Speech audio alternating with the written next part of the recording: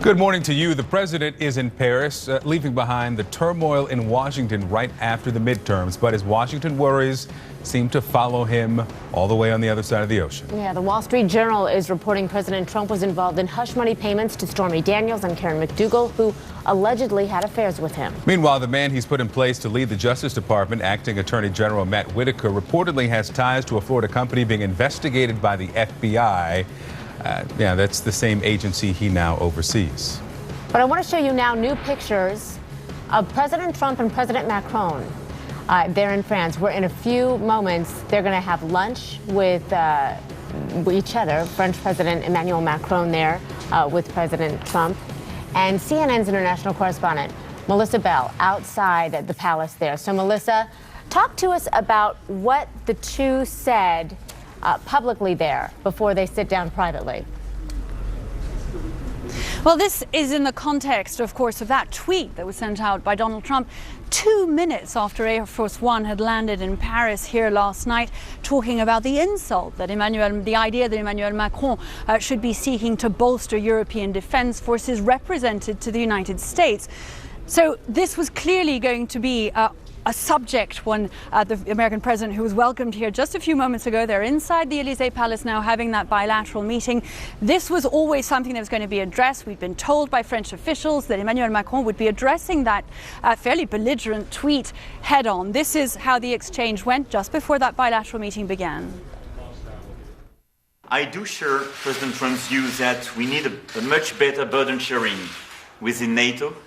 And that's why I do believe that my proposals for European defense are totally consistent with that, because it means more Europe within NATO, more capacity in order to take our part of the burden. And I think it's very fair and it's very important. I appreciate what you're saying about burden sharing. You know what my attitude's been, and we want a strong Europe. It's very important to us to have a strong Europe, and whichever way we can do it the best and most efficient would be something that we both want. There was a sense that the French president was really couching his words in terms that the American president would understand, that this was about burden sharing, and it was nothing for Donald Trump to get upset about. Clearly, there was a great deal of surprise here in Europe when that tweet went out, since the idea of a European army, frankly, and that strengthening of European defense capabilities has, first of all, been on the table for a long time, and second of all, does nothing to take away from Europe's commitment to NATO. So a bit of explanation there before what's likely to be a much testier meeting than the two men have had before, given their differences of views on so many of the topics. Trade, Iran, Syria, all will be covered during that meeting. We're expecting First Lady Melania Trump to arrive here within the next few minutes. The two presidential couples will then sit down to lunch before kicking off those ceremonies to mark the end of World War I. All right, Melissa Bell, thank you so much. Appreciate it. CNN's White House correspondent Caitlin Collins is also in Paris. Caitlin, the president seems to have set the agenda just before arriving there with this tweet. Give us more about what he meant by this and what specifically he was reacting to.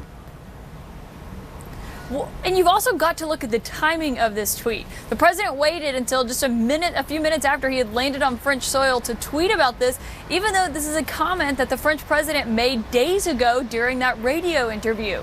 Now, you heard Melissa there talk about the tweet. Let's look at what the tweet actually said. President Trump, still on Air Force One at this point, said, President Macron of France has just suggested that Europe build its own military in order to protect itself from the U.S., China, and Russia. Very insulting, but perhaps Europe should first pay its fair share of NATO, which the U.S. subsidizes greatly.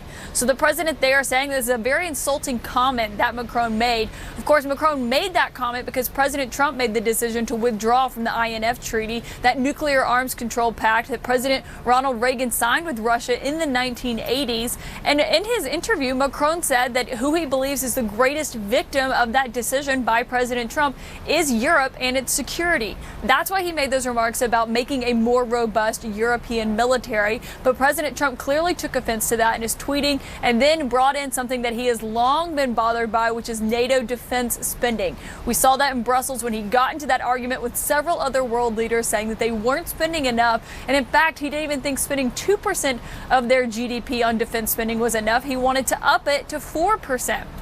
President Trump bringing that up there. But then he sent another tweet later on about the reason he's actually here in Paris, which is to celebrate the 100 years of the end of World War I. He said, "I'm in Paris getting ready to celebrate the end of World War I." And he said, "Is there anything better to celebrate than the end of the war? In particular, that one, which was one of the bloodiest and worst of all time." So you see here a dichotomy between what President Trump is here for, setting this tone of the American-European alliance, as his national security advisor John Bolton has done in the few days that he's been here, arriving ahead of President Trump.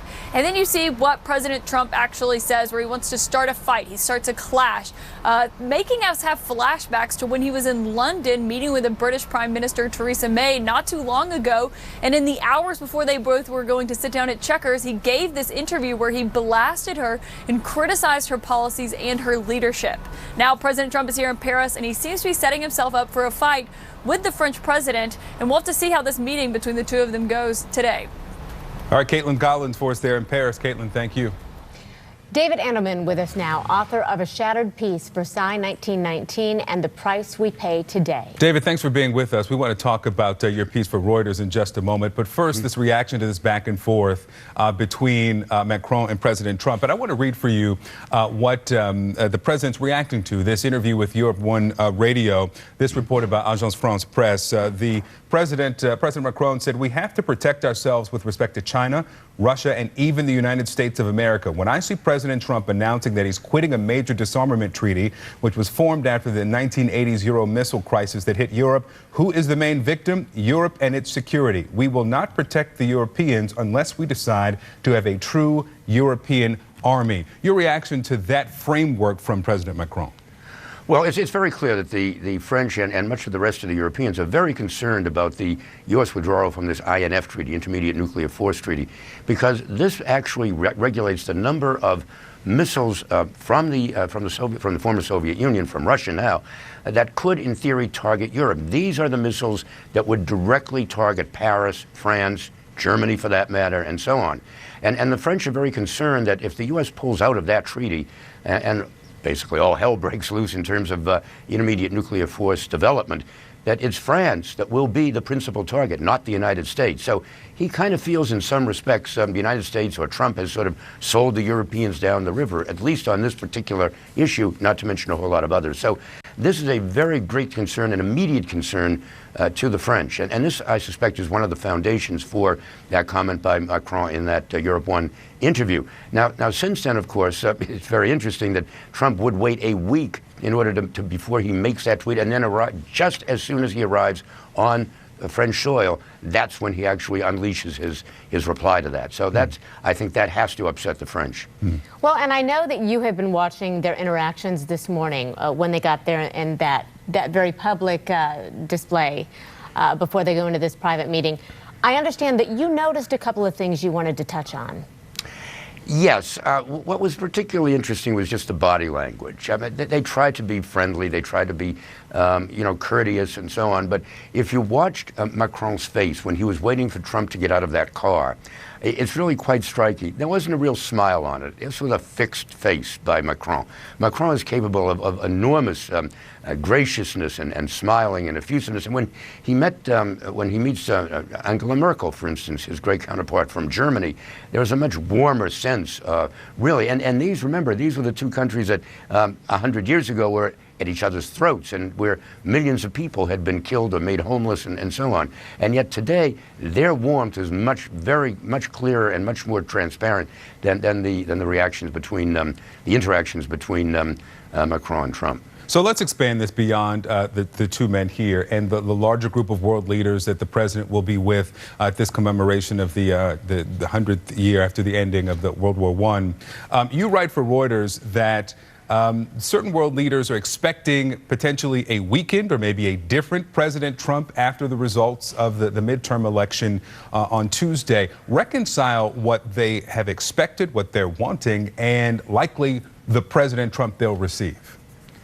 Well, it is very clear to a lot of them that Trump is wounded. It may not be entirely clear to Trump, of course, but I believe in his heart of hearts, he has to understand that this is not the same president with the same powers that there were, say, in their last get-together some months ago. This is a president now who has suffered a major defeat in the House, who has not made a major inroad in the Senate, particularly, and whose very base of support has really been eroded. The Europeans are very sensitive to these kinds of winds of change. I mean, they've had centuries to look at how these kinds of domestic issues affect international politics within Europe. And they watch the United States very carefully. I think they have to understand that Trump is coming here somewhat wounded and prepared perhaps to strike out. And if there's anything that, you know, frankly, if Macron could find any excuse for Trump, it would be that Trump is fairly wounded. This tweet on the plane was perhaps a way of striking out, of showing that he is still very much in charge. But a lot of them just don't believe it, frankly. All right, you're seeing on your screen the First Lady of France, Brigitte Macron, who is awaiting the arrival of U.S. First Lady Melania Trump there's a spouses event that will be happening today. So this is what we're seeing here as live pictures we'll have for you throughout the morning of the events here. I think the First Lady, Mrs. Trump's vehicle is pulled up. Go ahead, David. Yes, you wanted to say something? There's an interesting backstory to this, by the way. You know, Melania Trump is from the former Yugoslavia, from one of the former Soviet Yugoslav republics. Some time ago, when the three leaders of the Baltic states, Estonia, Latvia, and Lithuania, had been with Trump in Washington and then come to Paris, they told Macron an amazing story about their interactions with Trump. Trump had said to them before they went out for their press conference in Washington, he said to them, you know, he said, I blame you for the wars in Yugoslavia. What he was really referring to was the Balkans, having no understanding that these three leaders were actually from the Baltics rather than the Balkans. And they were just flabbergasted. I mean, Macron has never forgotten this. In fact, he told one of the journalists from Le Monde, who were interviewing him the other day for a big package they were doing on the 100th anniversary, they told him this story, and Le Monde has now featured it in this morning's newspapers. So it's very, and by the way, he said, this is the territory that my wife came from, the Balkans, talking to the leaders of the Baltic republics, Estonia, Latvia, Lithuania. They really, Macron has a great deal of, and most of the Europeans have a great deal of difficulty understanding how a person like that could be running the United States and American diplomacy and relations with Europe if he doesn't even understand that the Baltics and the Balkans are at the opposite ends of the continent. We're seeing here the First Ladies going in for their event. You'll remember that back in April, the Trumps warmly welcomed the Macrons to the White House. They now are in Paris here. French, one of the 6 languages that First Lady Melania Trump speaks fluently. So one note, maybe their conversations will be there in French. Right. And David, just real quickly before we let you go, talk to us about the relationship between the two First Ladies and how they might be able to affect publicly whatever happens between the U.S. and France. Well, what's not really clear is again, from my perspective, is how close, how much involvement Melania Trump has in the global politics of her husband. It's quite clear that Mrs. Macron is very closely tied to what her husband does and says, and is a great representative of her husband. She travels with him quite a lot. She's very attuned to the diplomatic niceties and the political niceties of France. She's a mature woman. Of course, she's much older than her husband. It would be nice if the two of them could get along. I'm not so sure that this will have much impact on what President Trump, his attitude towards the French, or for that matter, Macron's attitude towards the Americans, towards Trump. All right, the book is A Shattered Peace, Versailles 1919, and the Price We Pay Today. David Andelman, thanks so much for your insight. Thanks for having me. Thank you, David.